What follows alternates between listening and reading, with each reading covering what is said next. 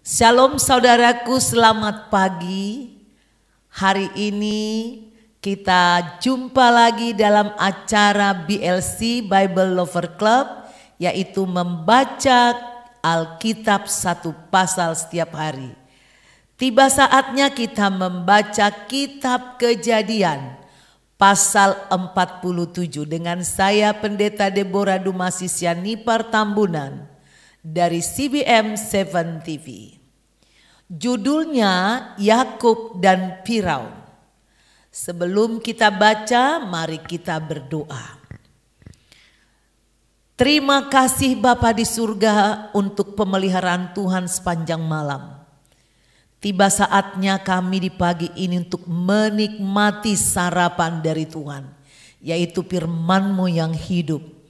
Berfirmanlah Tuhan, isilah hati dan pikiran kami, seluruh hidup kami dengan roh-Mu, dengan firman-Mu. Maka sepanjang hari ini kami percaya Tuhan beserta kami, Tuhan menolong kami, Tuhan memberi kekuatan dan memberkati seluruh aktivitas kami. Tuhan mencegah kami berbuat dosa, melindungi kami dari si jahat. Maka kami sambut firman-Mu dalam nama Tuhan Yesus. Amin. Kejadian pasal 47 ayat 1. Kemudian pergilah Yusuf memberitahukan kepada Firaun, ayahku dan saudara-saudaraku beserta kambing dombanya, lembu sapinya dan segala miliknya telah datang dari tanah Kanaan, dan sekarang mereka ada di tanah Goshen. Ayat 2. Dari antara saudara-saudaranya itu dibawanya 5 orang menghadap Firaun.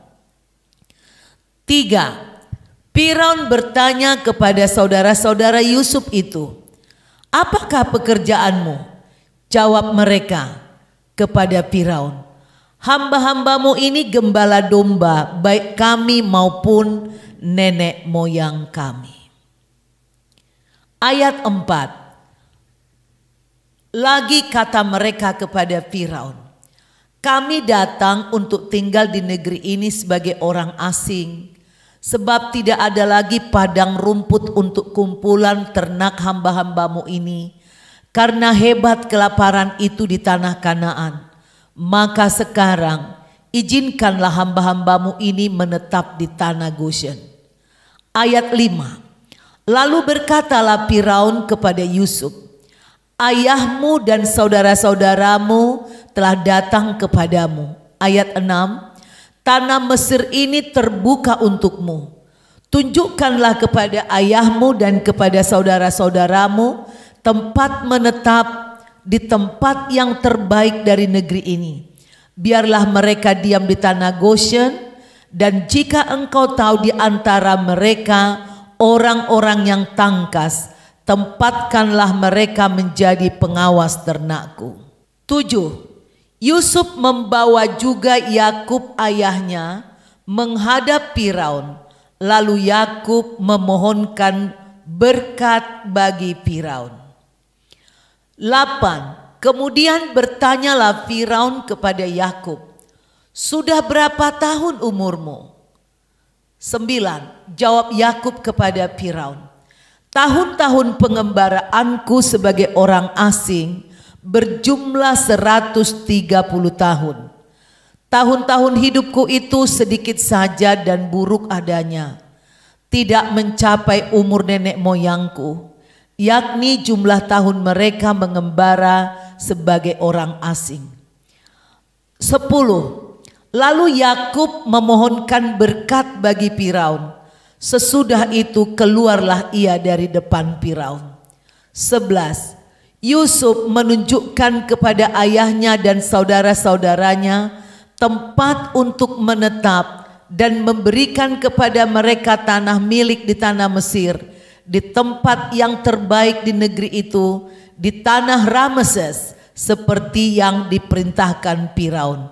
12. Dan Yusuf memelihara ayahnya, saudara-saudaranya, dan seisi rumah ayahnya dengan makanan, menurut jumlah anak-anak mereka. 13. Tindakan Yusuf.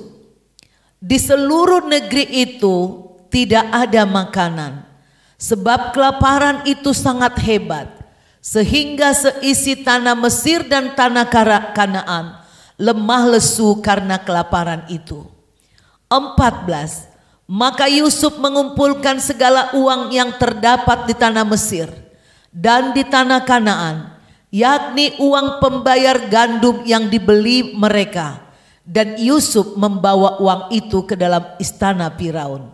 15. Setelah habis uang di tanah Mesir dan di tanah Kanaan, datanglah semua orang Mesir menghadap Yusuf serta berkata, "Berilah makanan kepada kami. Mengapa kami harus mati di depanmu? Sebab tidak ada lagi uang." 16. Jawab Yusuf, "Jika tidak ada lagi uang, berilah ternakmu, maka aku akan memberi makanan kepadamu sebagai ganti ternakmu itu." 17.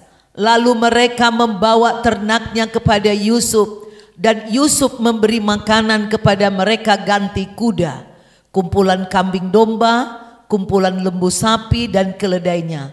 Jadi disediakannyalah bagi mereka makanan ganti segala ternaknya pada tahun itu. 18. Setelah lewat tahun itu, datanglah mereka kepadanya pada tahun yang kedua serta berkata kepadanya, "Tidak usah kami sembunyikan kepada tuanku bahwa setelah uang kami habis dan setelah kumpulan ternak kami menjadi milik tuanku, tidaklah ada lagi yang tinggal yang dapat kami serahkan kepada tuanku selain badan kami dan tanah kami." 19. Mengapa kami harus mati di depan matamu? Baik kami maupun tanah kami, belilah kami dan tanah kami sebagai ganti makanan, maka kami dengan tanah kami akan menjadi hamba kepada Firaun. Berikanlah benih supaya kami hidup dan jangan mati, dan supaya tanah itu jangan menjadi tandus. 20. Lalu Yusuf membeli segala tanah orang Mesir untuk Firaun, sebab orang Mesir itu masing-masing menjual ladangnya, karena berat kelaparan itu menimpa mereka. Demikianlah negeri itu menjadi milik Firaun. 21. Dan tentang rakyat itu, diperhambakannyalah mereka di daerah Mesir dari ujung yang satu sampai ujung yang lain. 22.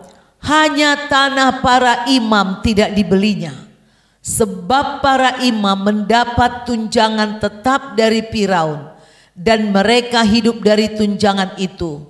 Itulah sebabnya mereka tidak menjual tanahnya. 23.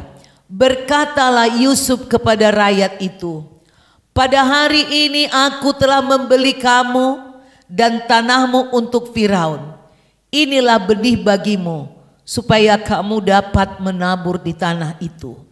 24. Mengenai hasilnya, kamu harus berikan 1/5 bagian kepada Firaun, dan yang 4 bagian lagi, itulah menjadi benih untuk ladangmu, dan menjadi makanan kamu dan mereka yang ada di rumahmu, dan menjadi makanan anak-anakmu. 25. Lalu berkatalah mereka, "Engkau telah memelihara hidup kami. Asal kiranya kami mendapat kasih tuanku, biarlah kami menjadi hamba kepada Firaun." 26. Yusuf membuat hal itu menjadi suatu ketetapan mengenai tanah di Mesir sampai sekarang, yakni bahwa 1/5 dari hasilnya menjadi milik Firaun. Hanya tanah para imam tidak menjadi milik Firaun. 27. Judul perikopnya Yakub pada akhir hidupnya. Ayat 27. Maka diamlah Israel di tanah Mesir, di tanah Goshen, dan mereka menjadi penduduk di situ. Mereka beranak cucu dan sangat bertambah banyak, 28. Dan Yakub masih hidup 17 tahun di tanah Mesir. Maka umur Yakub yakni tahun-tahun hidupnya menjadi 147 tahun. 29. Ketika hampir waktunya bahwa Israel akan mati, dipanggilnyalah anaknya Yusuf dan berkata kepadanya, "Jika aku mendapat kasihmu, letakkanlah kiranya tanganmu di bawah pangkal pahaku dan bersumpahlah bahwa engkau akan menunjukkan kasih dan setia kepadaku. Janganlah kiranya kuburkan aku di Mesir." Ayat 30. Karena aku mau mendapat perhentian bersama-sama dengan nenek moyangku. Sebab itu angkutlah aku dari Mesir dan kuburkanlah aku dalam kubur mereka. Jawabnya, aku akan berbuat seperti katamu itu. 31. Kemudian kata Yakub, bersumpahlah kepadaku. Maka Yusuf pun bersumpah kepadanya. Lalu sujudlah Israel di sebelah kepala tempat tidurnya. Saudaraku, kita sudah membaca kitab Kejadian pasal 47 ayat 1 sampai 31 dengan 3 perikop, saudaraku. Kita melihat di sini Yusuf menemui Firaun untuk melaporkan bahwa ayahnya dan saudara-saudaranya sudah sampai di tanah Goshen. Ternyata ketika dia mau melapor menghadap kepada Firaun, Yusuf membawa 5 saudara-saudaranya itu, saudaraku, untuk menghadap Firaun. Dan dia juga bawa ayahnya. Nah, saya ngelihat di sini Yusuf ini seorang yang memang benar-benar baik. Dia tidak lupa daratan. Dia tidak mentang-mentang penguasa. Biasanya banyak orang setelah dia punya kuasa, abangnya juga sudah tidak dihormati. Bila perlu maunya abangnya juga sujud kepada dia. Tetapi Yusuf berbeda, dia tidak lupa daratan. Dia meski punya kuasa, dia juga tidak menyalahgunakan otoritas. Kepada saudaranya dia baik, kepada pimpinannya pun dia bisa dipercaya. Penguasa yang bijak, yang bisa mendatangkan keuntungan yang hebat bagi rakyatnya. Sebab Tuhan menyukainya, Tuhan memilihnya dan Tuhan menyertainya. Di ayat 3 kita lihat bahwa Firaun bertanya kepada saudara-saudara Yusuf, "Apakah pekerjaanmu?" Jawab mereka, "Hamba-hambamu ini adalah gembala domba dan seperti nenek moyang kami juga." Mereka tidak bohong, meskipun itu suatu kenajisan di Mesir, tapi mereka berbicara jujur kepada Firaun. Dan Firaun pun merendahkan hati, ya, dengan mau berbincang-bincang kepada orang yang mungkin kelas rendahan di Mesir kalau ditimbang melihat gembala, saudaraku. Jadi kita lihat penyertaan Tuhan atas Yakub dan atas Yusuf dan anak-anaknya. Janji Tuhan itu tidak ada satu pun yang ditinggalkan. Di ayat 4 kita lihat, kemudian mereka anak-anak Yakub bicara kepada Firaun dan menyampaikan maksud hatinya, mohon izin tinggal di Goshen kepada Firaun. Nah, seharusnya seperti inilah kehidupan, saudaraku. Kita harus menghormati petinggi, menghormati penguasa, ya, butuh perkataan tolong, mohon maaf, ya, terima kasih. Nah, minta izin. Wah, ini luar biasa, saudaraku. Kalau saudara mau pindah tinggal di tempat yang baru, betapa pentingnya kita bersilaturahmi ke tetangga dengan memohon izin, ya. Mohon izin perkenalan, saya tetangga baru, kira-kira seperti itu. Di ayat 5 dan 6, tanah Mesir ini terbuka untukmu. Wah, ini jawaban dari Firaun. Firaun memerintahkan kepada Yusuf untuk menunjukkan tempat menetap yang terbaik untuk ayahnya dan saudara-saudaranya. Firaun sangat menghormati Yusuf, menghargai Yusuf, mengasihi Yusuf. Akhirnya Firaun juga mengasihi saudara-saudara Yusuf dan ayahnya. Maka Firaun memerintahkan berikan tanah yang terbaik. Di ayat 7, Yakub juga ikut dibawa Yusuf untuk menghadap Firaun. Dan Yakub memohonkan berkat bagi Firaun. Meski Firaun penyembah berhala, tetapi Yakub memberanikan diri dengan iman memberkati Firaun. Di ayat 8 dan 9 terjadi lagi tanya jawab, ada ramah tamah. Lalu kata Firaun kepada Yakub, "Sudah berapa umurmu?" Yakub menjawab, "Tahun-tahun pengembaraanku sedikit saja dan buruk adanya. Cuman 130 tahun, tidak seperti para pendahuluku." Kenapa dia bilang buruk, saudaraku? Buruk bukan berarti dia tidak berterima kasih. Dia mungkin sedang menceritakan bagaimana dia pernah diancam sama abangnya Esau sehingga dia harus lari ke Aram Mesopotamia.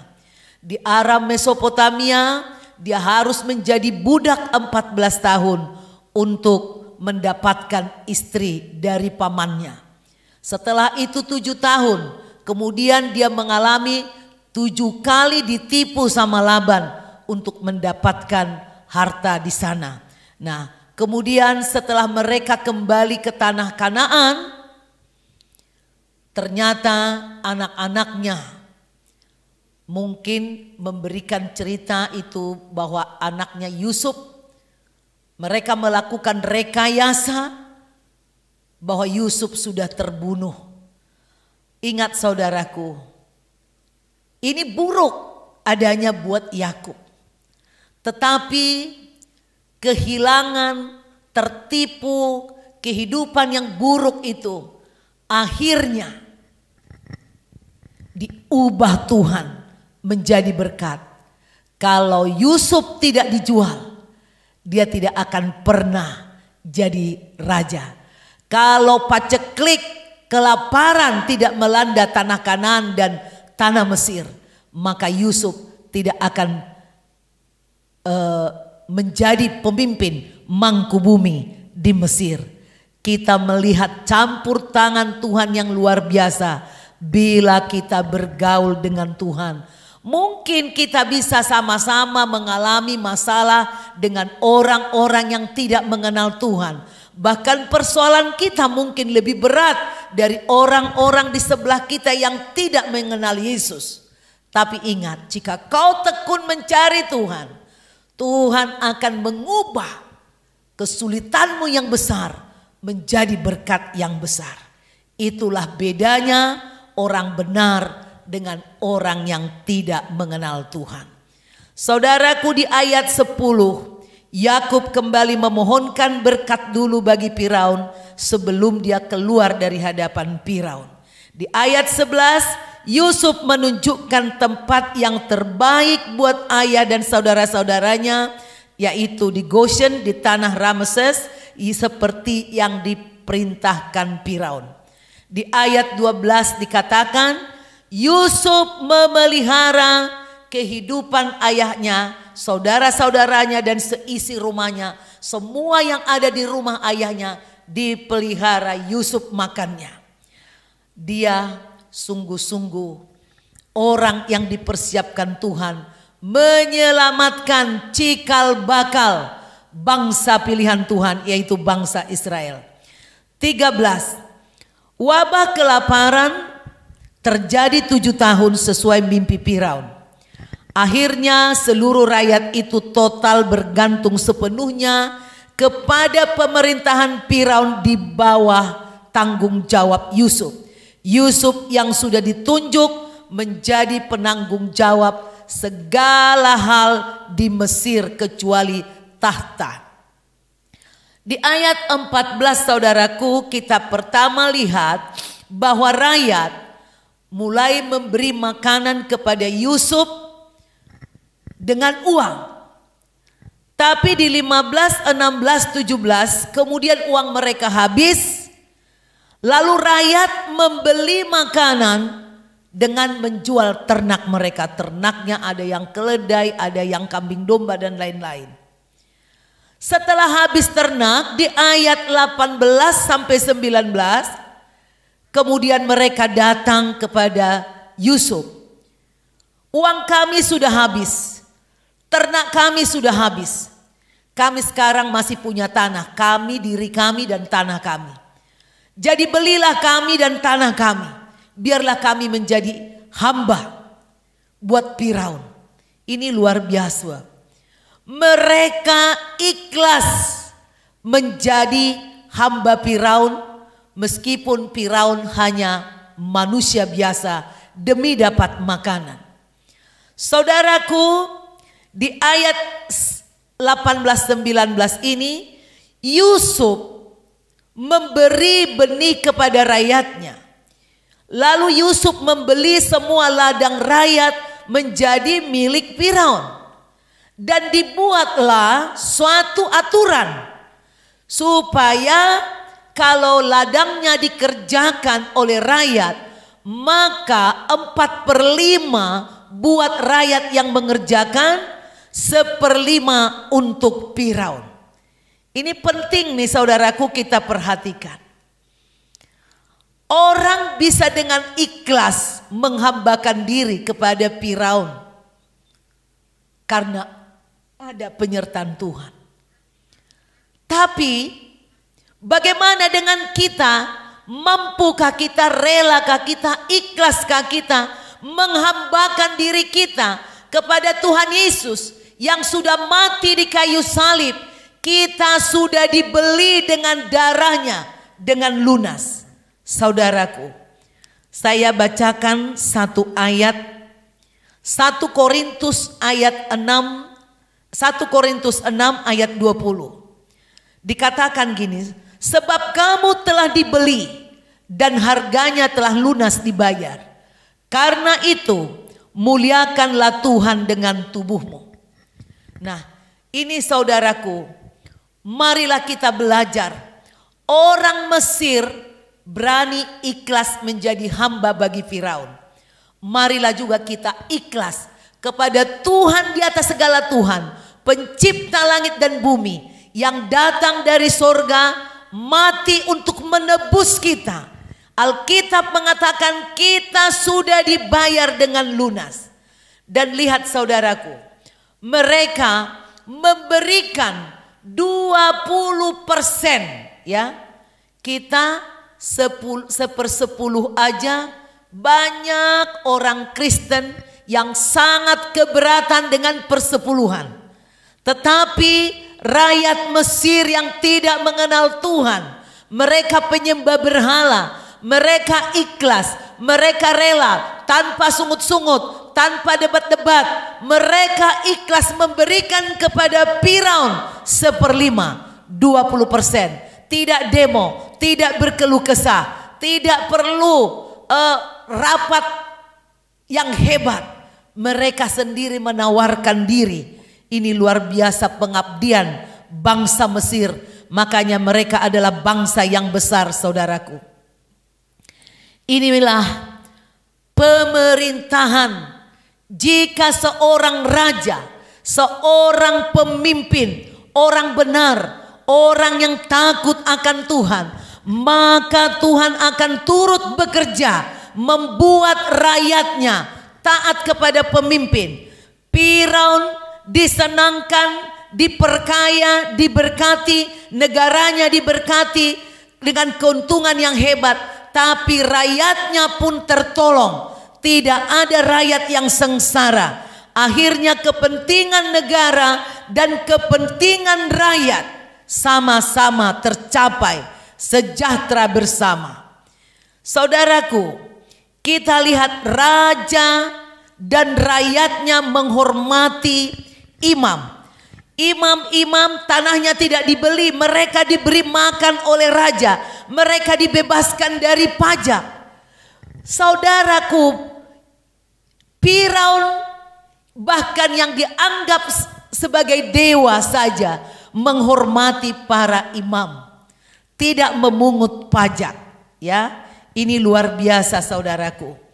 Nah, ini pelajaran, semoga di negara kita akan lebih baik lagi. Ada beberapa saudaraku fasilitas yang diberikan pemerintah akhir-akhir ini kepada para imam, para pendeta atau para pemimpin agama-agama saudaraku. Oleh karena itu kita berdoa, karena negara kita adalah negara yang beragama, negara yang takut akan Tuhan, yang percaya kepada Tuhan yang Maha Esa. Seyogianya imam dibebaskan dari pajak, ya saudaraku, supaya imam-imam boleh terus sukacita menjalankan tugas keimamannya, karena imam tidak mencari uang untuk kepentingannya, hanya menanti belas kasihan Tuhan, gerakan yang digerakkan Tuhan di hati umat. Saudaraku, di ayat 28 dikatakan saudaraku, Yakub pada akhir hidupnya, dia setelah di Mesir masih hidup 17 tahun. Jadi setelah dia berumur 147 tahun, Israel atau Yakub ini hampir mati. Maka dipanggilnyalah Yusuf untuk memberi pesan pribadi. Pesan pribadi ini ibarat seperti penggantian tongkat estafet kepemimpinan. Tadinya Yakublah pemimpin sebagai bapa pengambil keputusan bagi semua keturunan Israel. Nah sekarang karena dia sudah merasakan ada gerakan untuk pulang ke rumah bapa di sorga, dia memanggil anaknya Yusuf. Dia ingin memberikan tongkat kepemimpinan kepada Yusuf. Meskipun Yusuf bukan anak yang tertua. Ada Ruben, ada Simeon, ada Lewi, ada Yehuda. Tetapi Tuhan menggerakkan hati Yakub memilih Yusuf. Karena Yusuf ini sudah diurapi Tuhan. Memimpin bangsa aja dia sudah mampu, apalagi memimpin cikal bakal bangsa pilihan Tuhan ini. Yakub memilih Yusuf, bukan abang-abangnya itu adalah atas ketentuan Tuhan. Tidak ada abang-abangnya yang protes. Mereka mengerti bahwa Yusuf sudah dipersiapkan Tuhan untuk memelihara kehidupan seluruh keturunan Israel, cikal bakal bangsa Israel, bangsa pilihan, sesuai dengan janji Bapa YHWH. Mereka percaya bahwa Bapa YHWH lah yang telah mengurapi Yusuf, sehingga mereka tidak perlu protes. Mereka percaya bahwa janji itu sudah diberikan Tuhan Bapa YHWH kepada Abraham, Ishak, dan Yakub ayah mereka. Tentang Yakub ini saudaraku, ini adalah seorang yang tadinya banyak mengalami hal yang buruk dalam hidupnya. Tetapi di akhir hidupnya dia menjalani sangat manis dan indah. Saudaraku, kita tidak tahu kapan manisnya hidup kita. Mungkin sekarang lagi pahit, lagi sukar. Seperti Yakub 130 tahun. Banyak mengalami tertipu, banyak mengalami kedukaan. Saya tidak tahu umur saudara berapa. 10 tahun, 20 tahun, 30 tahun, 40, 50, 60 atau 70. Dan buruk adanya. Jangan putus asa. Tuhan masih memiliki kesempatan mengubah hidupmu. Mungkin gak lewat kamu langsung, mungkin lewat anak-anakmu. Mungkin akan ada anakmu seperti Yusuf yang terpilih menjadi raja, menjadi konglomerat, menjadi penguasa. Karena tidak ada yang mustahil bagi Tuhan. Yang penting saudara setia, jaga hidupmu kekudusan, pakai hidupmu untuk memuliakan Tuhan. Di Filipi 3 ayat 7 dikatakan, saudaraku, Paulus berkata, tetapi apa yang dahulu merupakan keuntungan bagiku, sekarang kuanggap rugi karena Kristus. Mungkin yang buruk yang dimaksud Yakub itu kerugian, ya, tetapi kemudian akhirnya dapat keuntungan berlipat ganda yang tidak bisa dihitung. Itulah cara Tuhan. Tuhan tidak pernah ingkar janji. Janjinya pasti ditepati karena Dia yang membuat dan Dia berkuasa. Dia mampu menepati janji itu. Jadi saudara, mari kita yang sudah ditebus dengan lunas oleh darah Yesus, mempersembahkan tubuh kita, harta kita, hidup kita. Jangan bersungut-sungut. Mari kita persembahkan dengan ikhlas menjadi hambanya Tuhan Yesus. Demikianlah pesan firman Tuhan dari Kejadian 47 hari ini. Sampai jumpa besok. Mari kita berdoa. Terima kasih Bapa di surga. Saya berdoa Tuhan untuk semua umat-Mu. Bila ada seseorang yang sedang naik daun, jamah hati kami supaya kami tidak sombong, kami tidak sok kuasa. Biarlah kami tetap menghormati pimpinan kami, loyal kepada pimpinan kami, dan kami mengasihi saudara-saudara kami, mengasihi sesama kami. Bila kami dipercaya oleh Tuhan menjadi pemimpin di kantor, di satu kota, di satu kelurahan atau RT RW sekalipun, atau di kementerian, di kantor gubernur, Tuhan tolong agar kami rendah hati, selalu berpikir untuk kebaikan negara dan juga sekaligus untuk mensejahterakan rakyat. Tidak korupsi, tidak kolusi, tidak nepotisme. Tuhan berkati umat-Mu juga Bapa, bila ada yang saat ini sedang mengalami kesulitan hidup, kesukaran, paceklik, apapun Tuhan yang menjadi masalah mereka, Tuhan tolong bebaskan kami dari kutuk kelaparan, bebaskan kami dari kutuk hutang, dari kutuk terjual kepada roh-roh jahat. Tuhan tolong kami agar kami mampu menghambakan diri kami kepadamu dengan ikhlas, mempersembahkan tubuh kami untuk kemuliaan nama-Mu. Harta kami tidak pelit, tidak mempersoalkan soal 1/10, karena seluruh hidup kami sudah ditebus oleh darah-Mu. 1/10 hanya bagian terkecil. Biarlah kami tidak kikir, kami boleh memberkati hamba-hamba-Mu, mengasihi gereja-Mu, sehingga pemberitaan Injil boleh terus berlangsung selama-lamanya. Hidup kami diberkati, anak-anak kami diberkati. Kami percaya, kami pasti melihat Tuhan mengubah hidup kami dan anak-anak kami seperti Yusuf, menjadi raja-raja di negeri ini, menjadi pemimpin, menjadi kepala, menjadi nabi, menjadi hakim-hakim, menjadi imam-imam di negeri ini Bapa. Di dalam nama Tuhan Yesus kami serahkan perjalanan aktivitas kehidupan kami sepanjang hari ini. Tuhan menolong kami, Tuhan memberi kekuatan, Tuhan mencegah kami berbuat dosa, Tuhan memberi kami sukacita, keikhlasan, bekerja dengan baik dan diberkati oleh Tuhan. Kami memperoleh hasil yang melimpah di dalam nama Tuhan Yesus. Haleluya, amin. Saudaraku, selamat beraktivitas, tapi jangan lupa jika engkau terberkati, kirimkanlah ini kepada orang lain dengan membuka YouTube. Saudara like, saudara subscribe bagi yang belum, share kepada orang lain. Jangan lupa mengkomen. Tuhan Yesus memberkati. God bless you.